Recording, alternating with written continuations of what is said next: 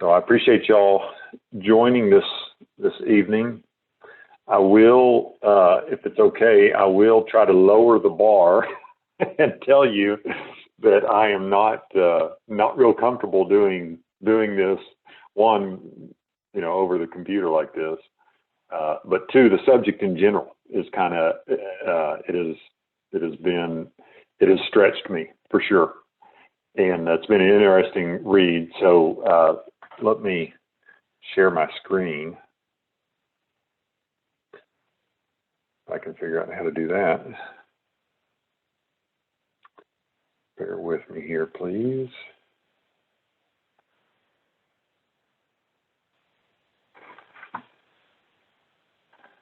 Okay.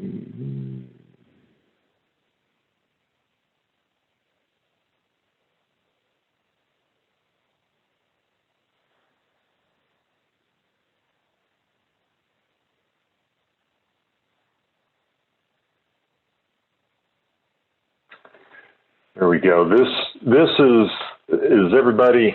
Kendra, you'll have to give me a thumbs up again if you're able to see that book there.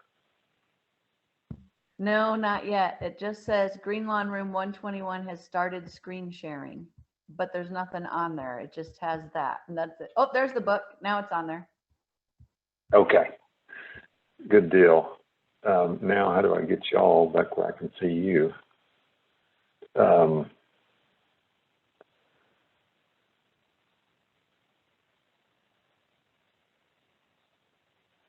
Well, I guess I'm going to have to do that. So hopefully nobody else. I'm not sure I would be able to see if anybody else comes in.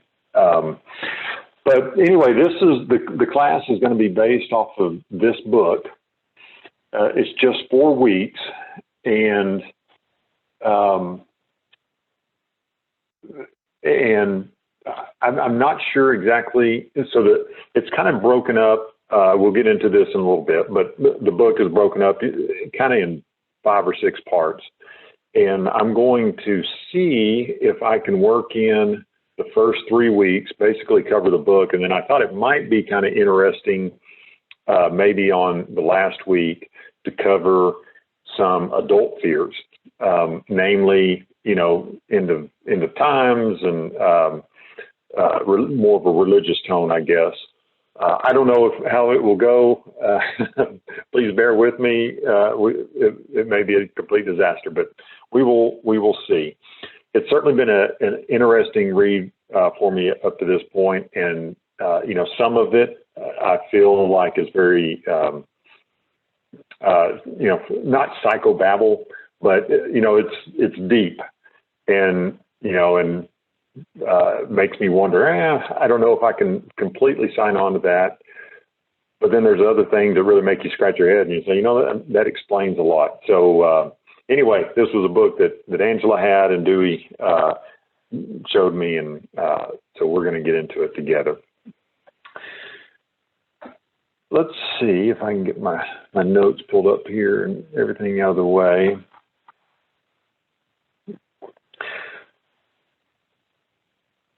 All right, how can I advance the slides? There we go.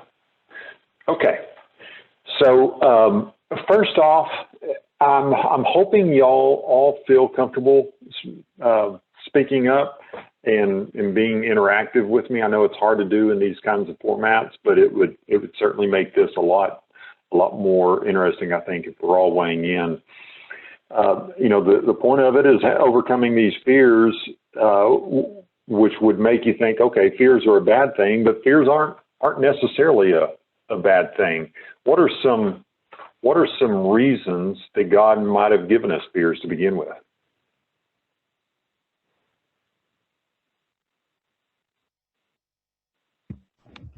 So that we can be extra careful. I'll never forget a time I was helping a kid on the monkey bars, and they were afraid to do it, and I talked them into doing it, and I was helping him, and then he fell. So I'm like, oh, maybe I should have just listened to the kid do it, and not talk them into it. So sometimes I think, we're afraid for a reason.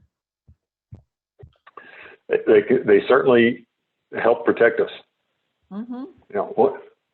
One thing I might add, to that is one thing the child learned is, yeah, I fell off the monkey bars, but, I survived, and so there is that part of the fear that it's good to face that fear and come overcome it.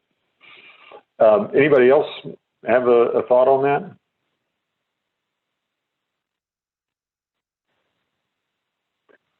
Well,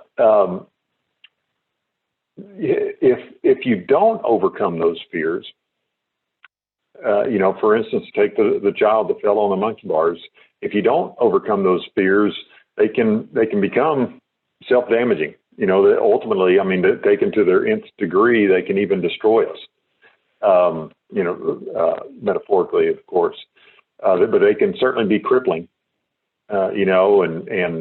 And really even self-fulfilling. So how many times have you been in a situation or know somebody that was so terrified something would happen that they almost caused that something to happen because they were just so obsessed with that? And that's really I guess one of the biggest parts of this book is trying to help kids get over those fears early, because they do have detrimental effects long term, or can be if they're not dealt with during their normal stages. In the book, they talk about Spock from Star Trek, and I don't even know if it's hip to talk about Spock anymore. we're getting to the times where there's fewer and fewer people who even know who Spock was. But I'm assuming that everybody on this call knows. The big thing about Spock was, I guess, the planet where he was from. You still had human emotions or whatever their what was he, Vulcan or whatever emotions, but their species, I guess you would call it, tried so hard to push away those emotions. Or maybe his mom was a human. I can't remember the whole setup, but anyway, he was always in that internal battle, trying to subdue his emotional side and only be controlled by his logical side. Well, most fears really are only deal with the emotional side. Almost every fear we have, you can explain away just with logic.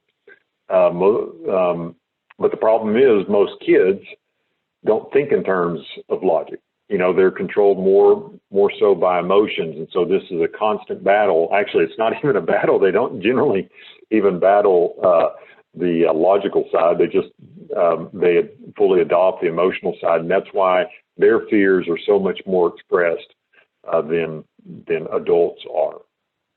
But really adults do the same thing. Is anybody on the call, anybody afraid of flying? Or do you know somebody that's afraid of flying?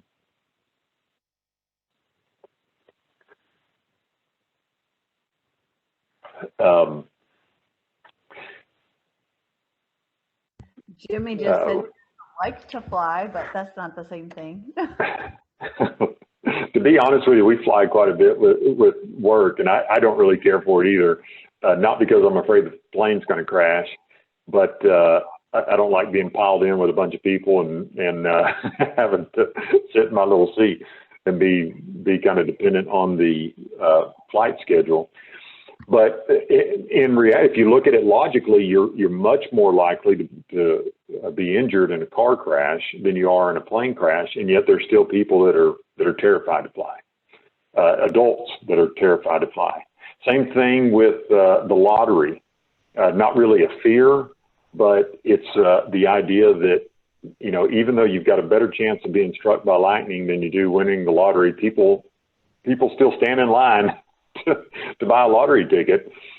And, and that's where the emotional side, it'd be so neat to win this money. The emotional side kind of outweighs logic. So we criticize kids for feeling like there's a boogeyman under the bed or some other irrational fear, but really adults can be caught up in those same kind of emotional issues as well. Now, yes, James Williams. I'm scared of going inside those MRI machines. I feel like I'm going into a coffin. Absolutely. Claustrophobia I can't remember the stat, but it's a huge percentage of people. And really what's kind of interesting is they will, somebody that can be claustrophobic in, you think of like an MRI machine or some really tight confined spaces, those are the obvious places that people get claustrophobic, but you can be claustrophobic just in, just shut up in your house during a quarantine. People will just feel like the walls are starting to fall in on them. And that is definitely a real fear. Logically speaking, that thing's not going to collapse on you. You're going to get out of there, and we can try to explain that away, but the emotional side is is certainly there. And so I don't blame you at all. But it helps us to understand then why children also face these fears, and that it's not as simple as just saying, "Oh, come on, kid, you're being irrational." It helps us to be empathetic to them, I believe. Well, the book tackles child fears in these 4 stages right here. The baby stage, the first couple of years of life. Then it looks at the preschool stage, kind of that 3 to 5 year range, grade school, kind of the 6 to 12 year range, and then adolescent age, where you're up there into your teen years. And so today, I'm hoping if things go well, we will cover the baby stage and the preschool stage. But there's a lot of overlap in these. In fact, can you, if somebody's willing to, can you pick one of those and think of a fear that is pretty common for somebody in one of these stages, but pretty unique to those stages?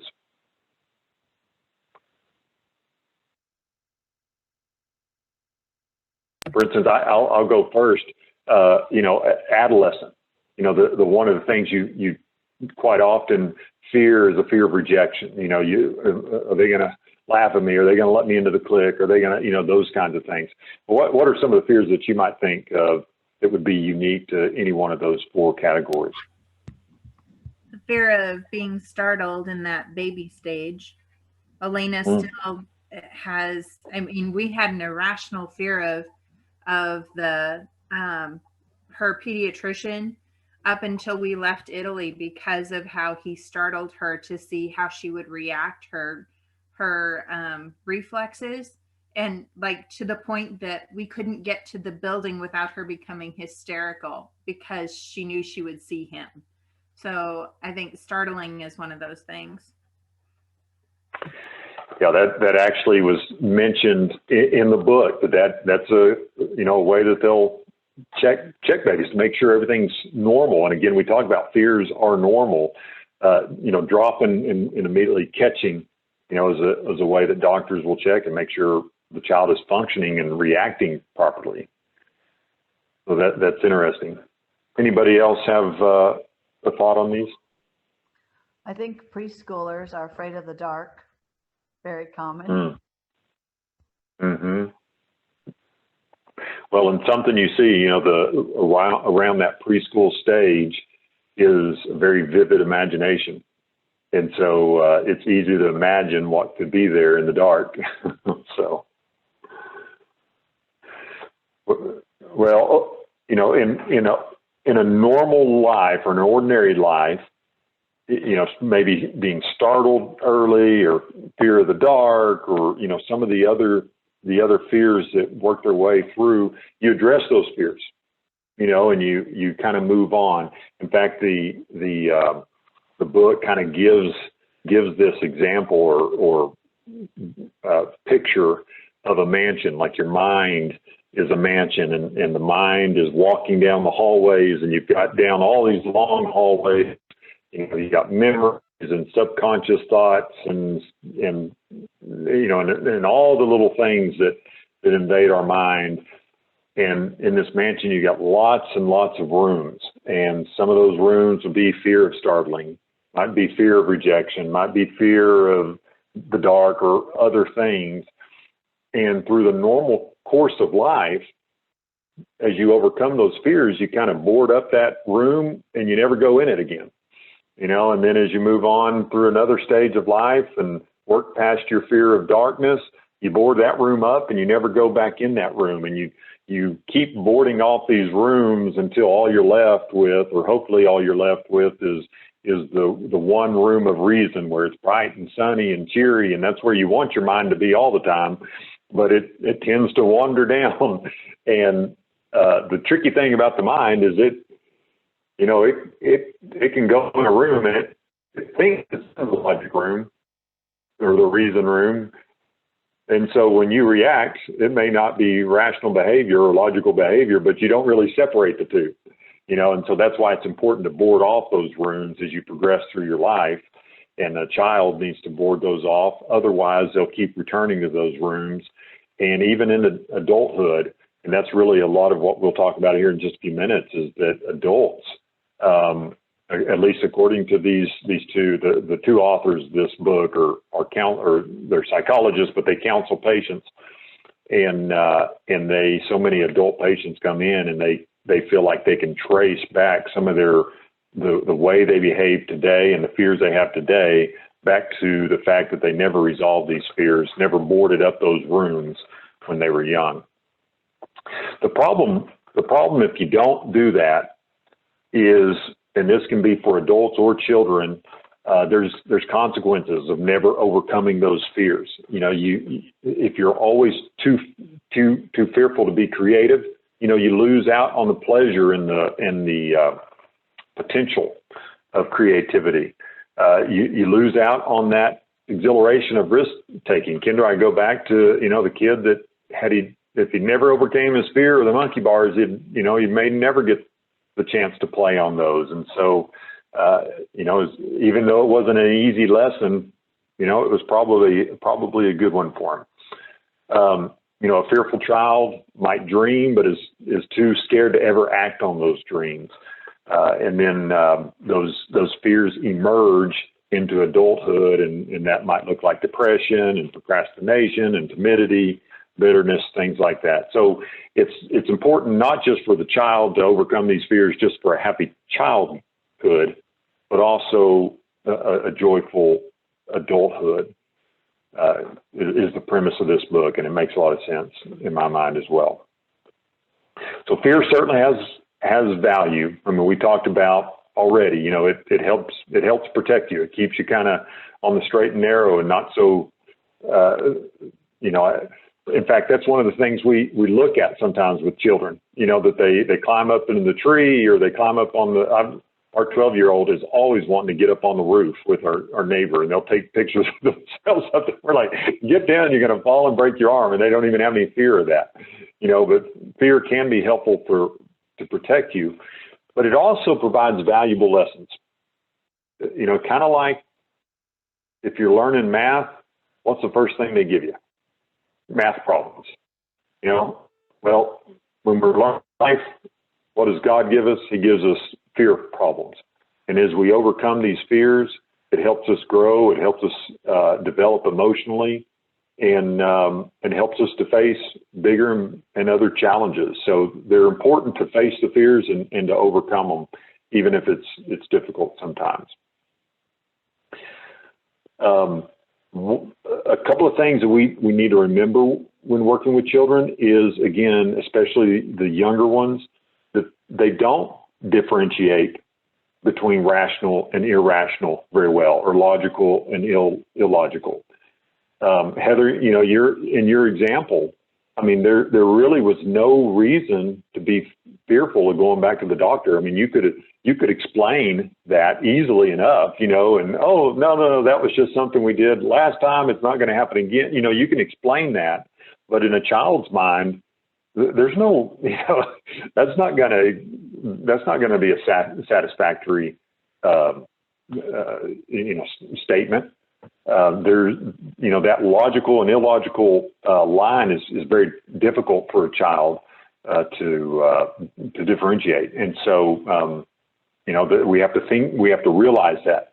that we have to, in fact, I think I've got the slide here.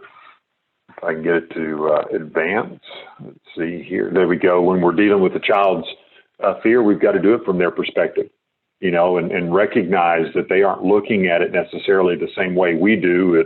You know, I'm 45 years old. I'm definitely going to look at things differently than a 12-year-old or 14-year-old or 16-year-old, but I have to look at it from their perspective. Show empathy to the child. You know, it's okay. It's okay to be fearful. We don't want you to be controlled by the fear, but it's a God-given reaction, and let's use it to protect us, but don't let it use us. Let's also control the fear so that it's not using us. We're using it. And then ultimately, we've got to balance these fears with facts, and and we'll kind of explain a little bit more in an example in a few minutes. But just kind of, you know, don't be totally consumed with the emotional side, but gently show the factual basis for not being fearful. He opens up this story, or one of his chapters, on a story. He calls his name Richard, and Richard is married. He's got kids. You know, he works a lot. Not a terrific marriage, but but they're making it work. And and as you know, as he keeps taking on hours and working longer and being away from the family and not being involved in the family. And finally, his wife says, I think we should just get a divorce. And this Richard just about goes into a panic. I mean, not a irate, tear the house down, but just like a panic. Like he felt like he was just gonna no longer exist. And then these counselors, or these, I guess it was one of the patients of these doctors, one of the two authors. So,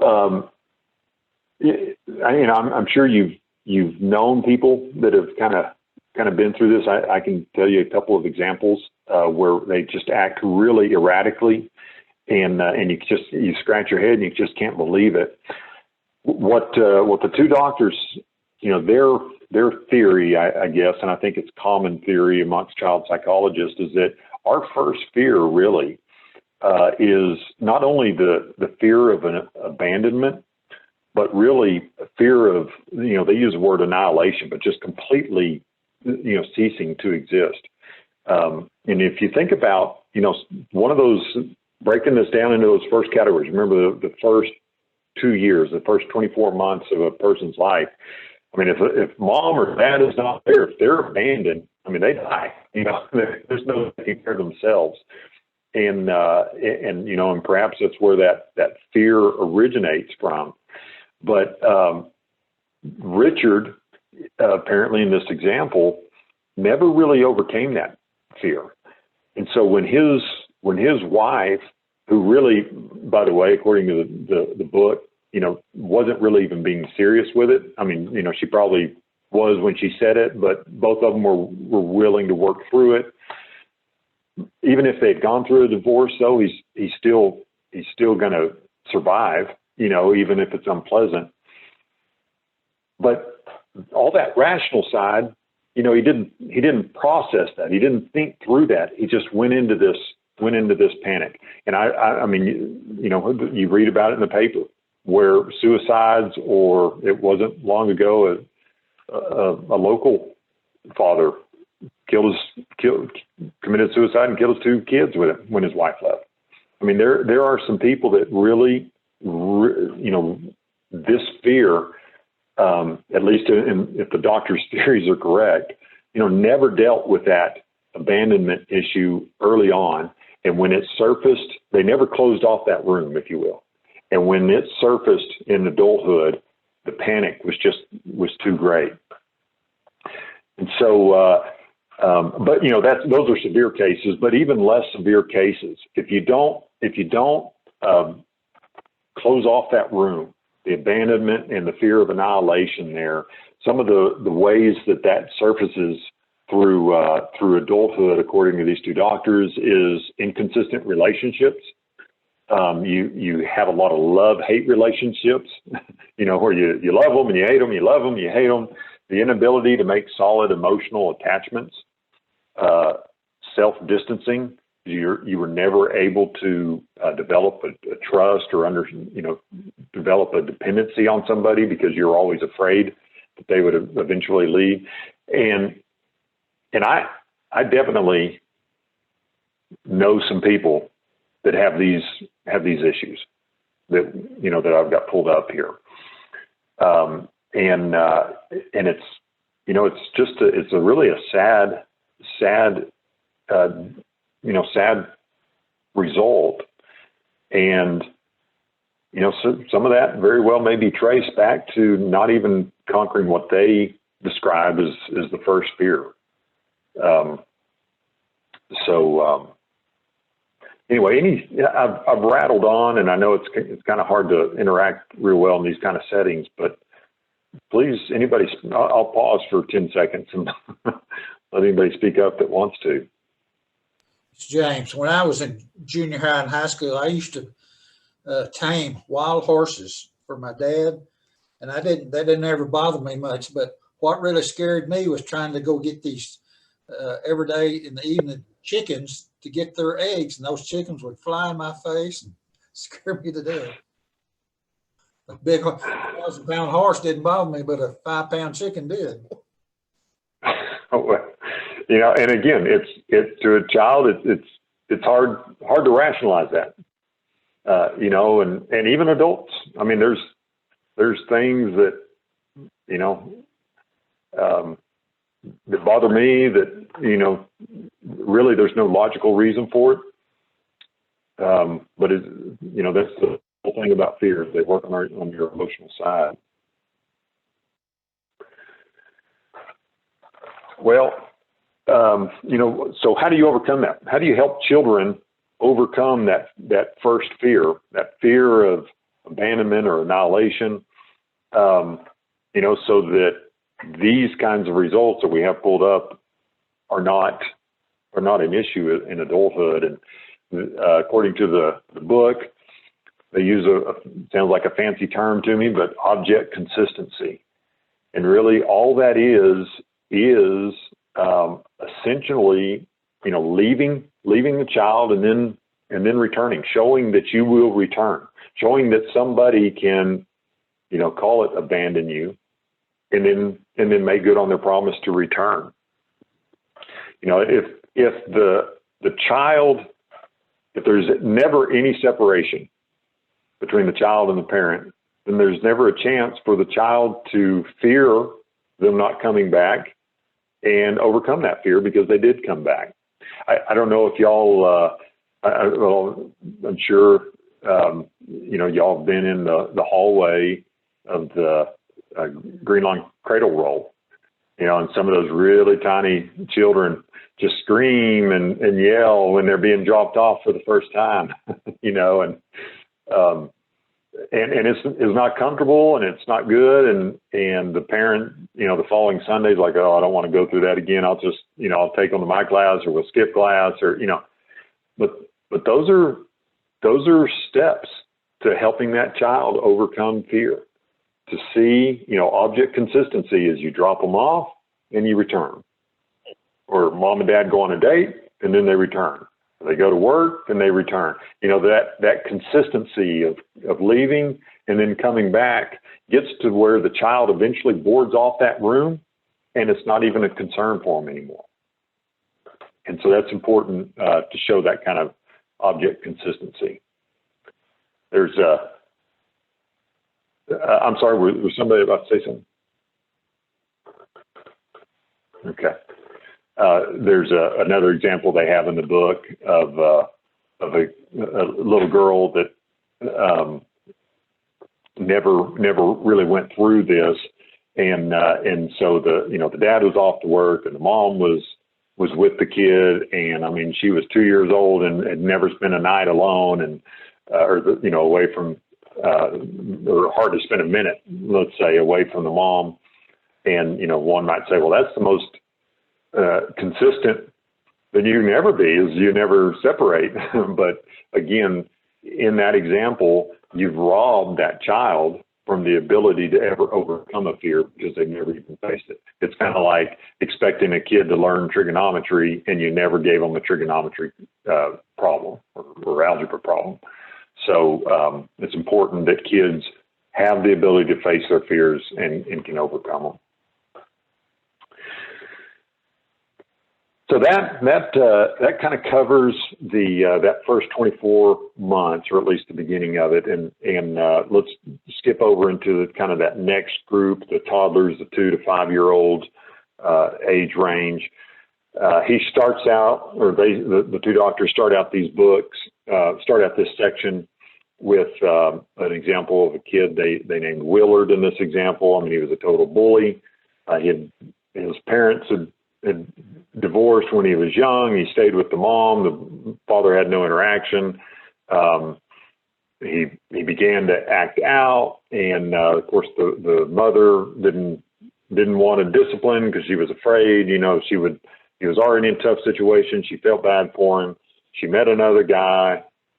The guy was like, "You got to choose me or the kid because I can't put up with that kid." And so she chose the guy. And the kid ended up living with the grandparents. The grandmother,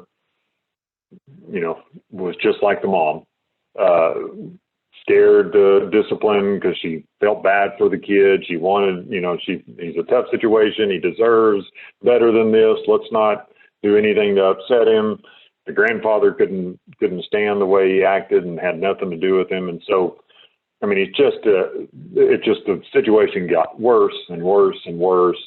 And nobody liked Willard. He was a jerk and always into trouble. Deep down inside, truthfully, I mean, he was a kid that was hurt. He had been abandoned, and he had suffered from a lack of discipline, and not just the kind of discipline that we think of that, hey man, we need to beat him back into shape. Kids need to know there's limits. They need boundaries. And I know that's cliched, but if they don't know where those boundaries are, they tend to seek them out. When think about a child that's 2 or 3 years old, what do you start hearing out of their lips a lot?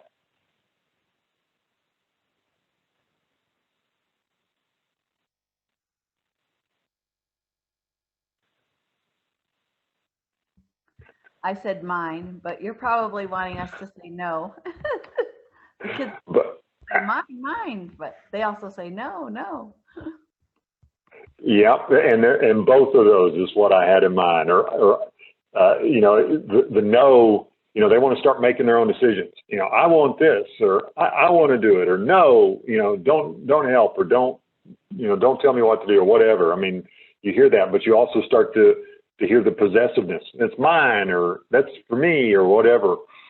And, that's really the child starting to develop the independency, right there around the ages of 2 to 3. We call them the terrible twos, but that's what's happening is they're starting to develop their independence. And during those times, they actually start to, just the beginning, according to child psychologists. Apparently there used to be theories that really nothing happened during the 2 to 5 year age. That was just, they just kind of learned to develop their muscles a little bit so they could become kids. But in fact, modern day psychology says a world of things are going on in this period of time. But one of them is they're actually starting to begin to develop their moral standards and their behavioral standards, learning that there's reasons to, there is a right and wrong. And so if there is not a parent there, or parents preferably, to set those limits and set those boundaries, it can just be an exponential problem that develops in this time frame. So it's really important that they get consistent discipline during these years. But not only do they need the boundaries? The other thing, I'm sorry, I think I have this. Not only do they need the boundaries and learn that those boundaries are there, but they also need to learn that those boundaries, if they cross them, there's consequences. But you know what? Mom and dad still love me. It's not the end of the world. And so going back to our example of Willard here that never had those boundaries set, you know, intuitively, he knew that it existed. He knew there was some line that he couldn't cross, and he didn't know what would happen when he got past it, and if anybody would love him once he was past it or not. And again, to a rational mind, you think, well, if you know there's a line out there somewhere, stay as far away from it. But again, kids aren't always the most rational. And so he was always searching it out and fearful of what might be on the other side of that. And so almost like a scary movie, you know, you're scared of the movie, but you just can't stop watching. I mean, that's kind of, I guess, the most, the closest analogy I can think of. But it's so important for kids to receive discipline during this age, all throughout life, but especially at this age, so that they know there's limits, but they more importantly know that even if they cross those limits, there's still love on the other side, even if there are consequences. Now, one thing that's really important is we got to recognize, and you know, and I know this kind of goes without saying, but discipline, you know, to me, there's a difference between punishing and discipline. You know, just taking a kid and whipping them or taking his electronics away or whatever the punishment is not the same thing as discipline. The discipline, you know, has to be based on standards and not just, you know, the parent standards, not just the parent's emotions. And I have definitely been guilty of this, where I get so frustrated, you know, with the kid, I get angry, and the anger becomes the emphasis of the scenario instead of the discipline. And I think it's so important that parents discipline without the emotion in it and stay calm, but just outline, this is, you know, I'm really sorry that you chose to do this, and here's the consequences. But the point is, or through that, they really recognize that there's still love on the other side of that discipline. Well, if the child does not ever face that discipline and is always seeking it out and never seeking out those boundaries and never faces the discipline, at least not in a healthy discipline, you know, it could be in the form of you know, the father gets outraged, but you know, there's no consistency, there's no love in the discipline. You know, it's just a bad situation. If that never happens, one of the things that they mentioned in the book that does happen, a common result, is entitlement. But the kids will develop this idea of entitlement.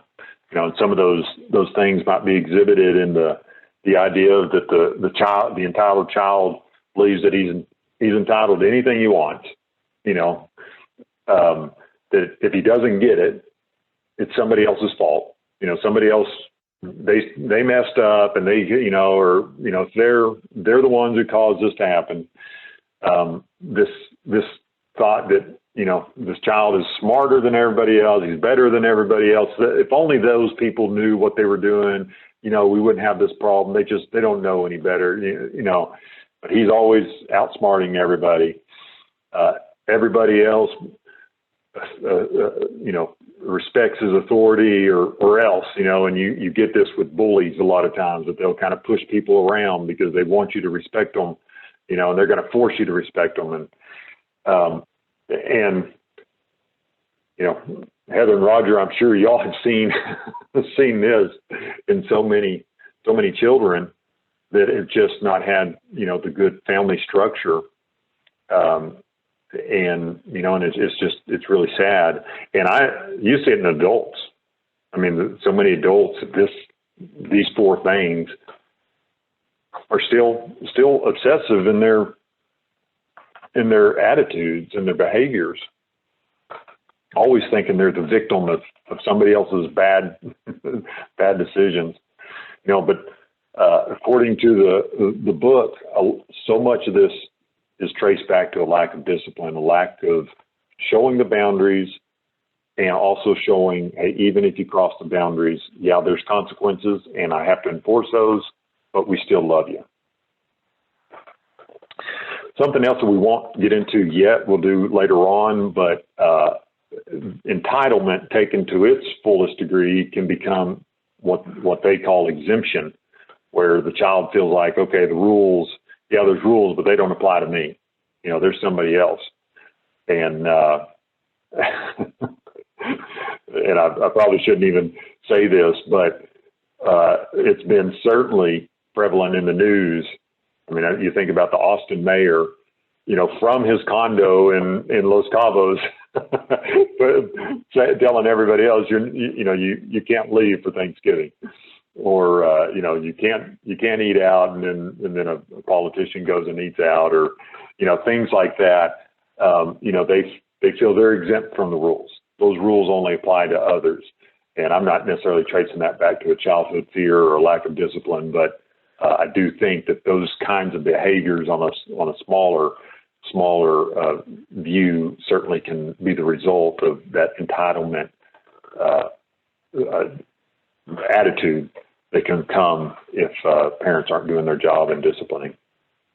And just remember that, yelling and screaming and beating, those aren't discipline. What we're talking about is consequences, consistent consequences, and showing love and calm emotion during that. So, I really like Josh McDowell.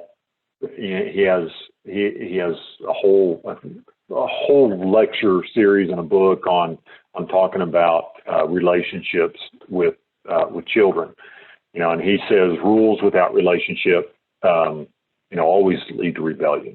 In fact, I copy this quote and I'll just read it. One of the things he says in his book is truth without relationships leads to rejection. Rules without relationships leads to rebellion. Discipline without relationships leads to bitterness, anger, and resentment. But I'll tell you this, you can pray all you want to, but if you don't build relationships, then forget it. The kid will walk away.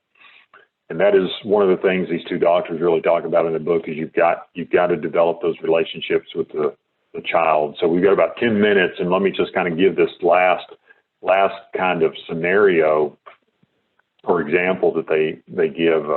They named this girl Sally in their example, but Sally's a young girl, kind of in this 2 to 5 year old range. The family is at the ocean, and in fact, they use South Padre as their example ocean or example beach. So I would have chosen a different beach, I think, but that's okay. I like it. It's in Texas. So, but anyway, she's out playing in the surf. The parents are on the sand, laying out, and then some seaweed washes up on her. That's probably why they chose South Padre instead of, the Florida Keys or something. But anyway, seaweed washes up on her, and she goes into this panic and is all scared. And my first reaction, if it was one of my boys, would have been, oh, come on, it's just a plant. It's not going to hurt you. I try to rationalize through it. But again, to a child's mind, logic and reason isn't the first way to approach it. We want to show the child that, be empathetic to, to their concerns, show them it's okay to be afraid, but also deal with it with sufficient facts. And so what the parent did in that situation is, they went out there and they got the weed and they threw it, just pulled it off, calmly pulled it off and threw it out back into the grass, into the ocean, and said, here, let's go play sandcastle, and they did that for a while until she was bored and got back in the ocean and kind of forgot about it. And, the doctors say, that was such a great example of using relationships to overcome this fear, because one, they addressed the fear. They didn't, didn't go out there and try to reason through it. I mean, they looked at it from her perspective. You know, I know that's kind of uncomfortable. That's care. Let's get it off of you. I'll help you out. We're in good shape there. They showed empathy. You know, they didn't chastise her for being scared for no reason. I mean, they showed, hey, it's okay to be scared. Here, let's leave this area and let's go play in the sand. At the same time, they didn't over dramatize it either. They didn't say, oh, you poor little thing. Oh, that was so scary. You know, I mean, they didn't build it up and make it an object of attention getting, you know, but they also indicated that it wasn't unreasonable, I guess, for her to be scared of it. But then, you know, really, they went and did something together. You know, they built the sandcastle together. And as the father in the story said, you know how long it takes for a child to get bored of building a sandcastle? Way too long. But anyway, they did that together and kind of, you know, if you might say, they deepened that relationship together. And in the, you know, which is kind of that third step, the balancing the, you know, the fears with the facts. But really what they were saying through all of that, they didn't even have to say it, but they lived it out at, hey, it's okay. It's okay. You're all right. You know, I'm going to be here to protect you. Don't worry. You know, but it's okay to be a little bit afraid. I mean, that's all right. She got past it. And in a few minutes, she was out there back in the ocean. And that's what they give as an example of a terrific approach to a child's fear, even when they're a little bit, you know, irrational. So actually, there's one more thing I was going to hit that they talked about in this age range, this 2 to 5 age range, that is common in kids. And I think I've seen it as well, but they call it the Oedipus. Let's see, come on. Sometimes this will click and sometimes it won't. There we go. The Oedipus complex. And apparently that's taken from an old Greek play where Oedipus somehow accidentally kills his father and marries his mom, but he didn't know either one of them who they were, and ends up being married to his mom. All Greek plays are always these tragic endings, and I don't know why people loved this drama back then. But anyway, this is one of those scenarios. Well, apparently Sigmund Freud, who, you know, everything revolves around sex for him, you know, felt like these situations. So it's exhibited when you'll have like you know, a young daughter that just kind of becomes obsessive with the dad, you know, and doesn't, you know, if they're on the couch, she'll squeeze in between mom and dad, or she doesn't want them to hug, you know, she wants to be the, you know, kind of in the way. She wants dad to be consumed for her and not for mom. Or you'll see it also, you know, more commonly with boys. It's seen where they're doing the same thing, only with mom. You know, and they'll even push dad away, or they want to be right there with mom. And you know, growing up, we might have called that, you know, mama's boy or a tomboy for the girl's case. But Freud called it the Oedipus complex. And there's debate whether or not, or what, there's not debate whether it exists. There is debate over what exactly causes it. Freud thought it was some subconscious sexual desire, or you know, resentment towards the same sex. You know, in the daughter's case, resentment towards the mom, or in the boy's case, resentment towards the dad. Probably, and according to these doctors, it's really just wanting to be the center of attention, recognizing that bond between mom and dad, and wanting that bond to be for them.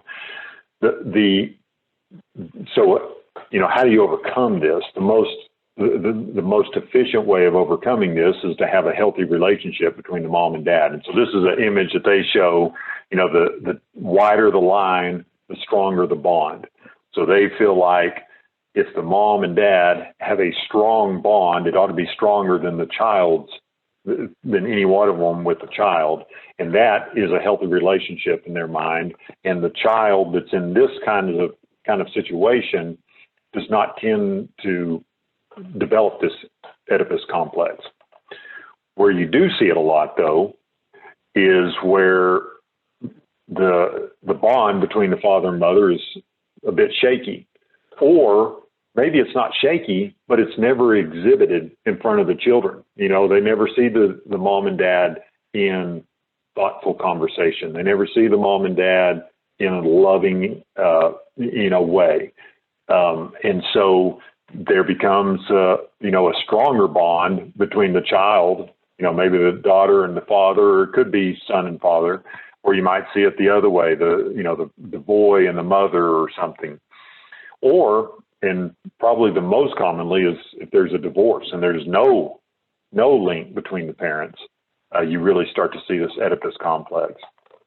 And so one of the things that they talk about that is really important to do in these kinds of situations, or if you see this happening, some good advice to give is, one, what do you do? Let's just take, this one is kind of obvious. I mean, the parents need to exhibit a strong relationship.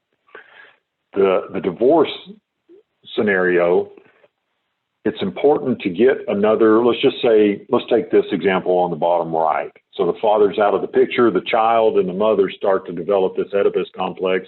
It's really important to get a father figure, a role model of the opposite sex in there. And the most common way we do that is we move in with the grandparents. But there are some challenges that you really have to be careful with on that, is that what tends to happen is this mother tends to take on a child relationship with her parents. And that's not, not a really healthy thing for the child to see either. And so ideally, you try to find these role models according to these doctors. You try to find them from, say, an aunt or an uncle, or, some other father figure or mother figure, outside of the home. And it can be certainly with grandparents as well, but the grandparent and the parent have to be really careful that they don't fall back into a parent-child relationship there. Otherwise, that parent isn't seen as a parent to their child. And so just real quickly, I know we're running out of time, but let me just kind of scroll through these, because I think it's some good advice to offer up to people. When, if these Oedipus complexes, these strong bonds that are unhealthy really start to exhibit when you see some of these are. Oops, I'm sorry. There we go. Really start to be seen. These are some of the things.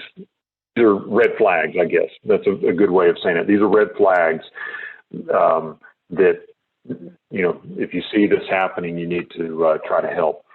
But if the parent starts going to the child for advice, and viewing that child as kind of this, almost like you would, the way you would react to the parent might react to a friend, then that can be a little bit of a signal that, they're starting to get this relationship broken. You need to let the child be a child, and you need to be a parent and not co-equals.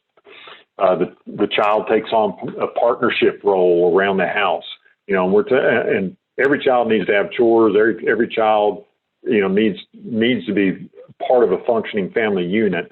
But if they begin to do things that are what the other spouse would have done, you have to be careful about that, because it can start to cause this relationship to be out of whack.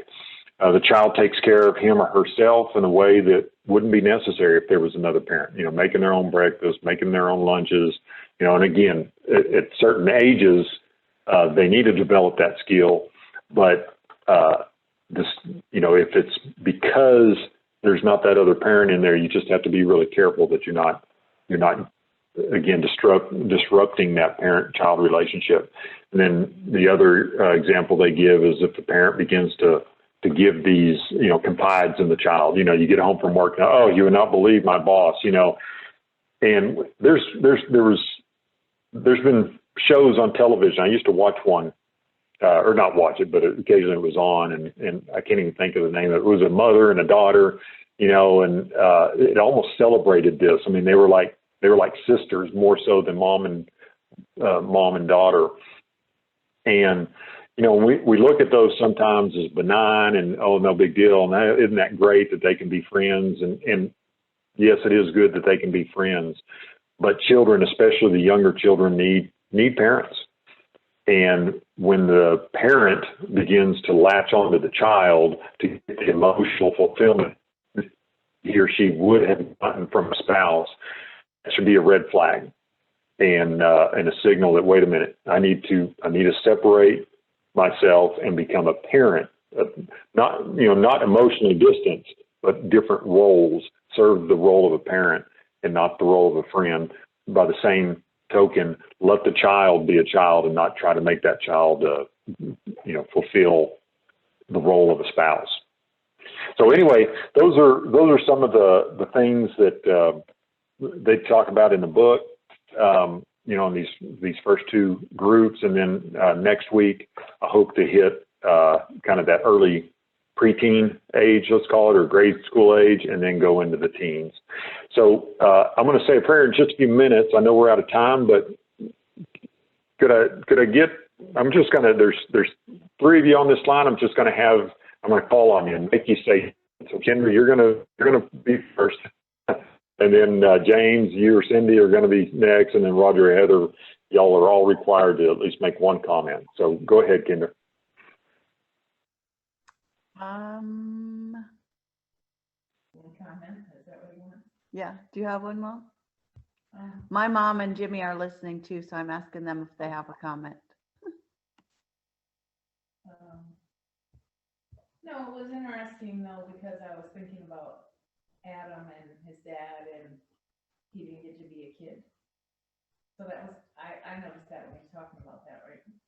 Yeah. Can you hear me? Yeah. Can you hear my mom? Not 100%, but I think I got the gist of it. She was thinking about Adam and his past and with his dad and how he didn't get to completely be a kid while he was a kid. You know, lots of emotional trauma from when he was young. Yeah, it's interesting to me. I mean, there's always that kind of that stereotype. Okay, well, that's a problem child. They've obviously got problems at home. What has been interesting in reading this book is kind of explaining how, we know how it got here, but what were the mechanics that led up to this? And so, I appreciate you sharing that example. Cindy or James?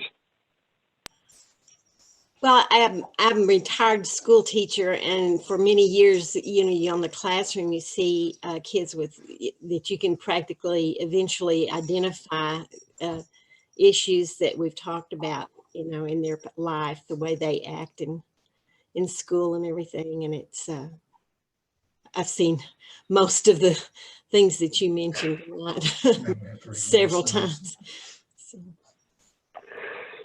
Yeah, and and one of the things about this is hopefully it kind of helps. I mean, Roger and Heather, I appreciate what y'all do. Where you kind of step in and help these kids, but all of us have the ability to step in and kind of be those role models sometimes to help out in these voids. So yeah, you've certainly, I'm sure, seen a lot. All right, Roger or Heather.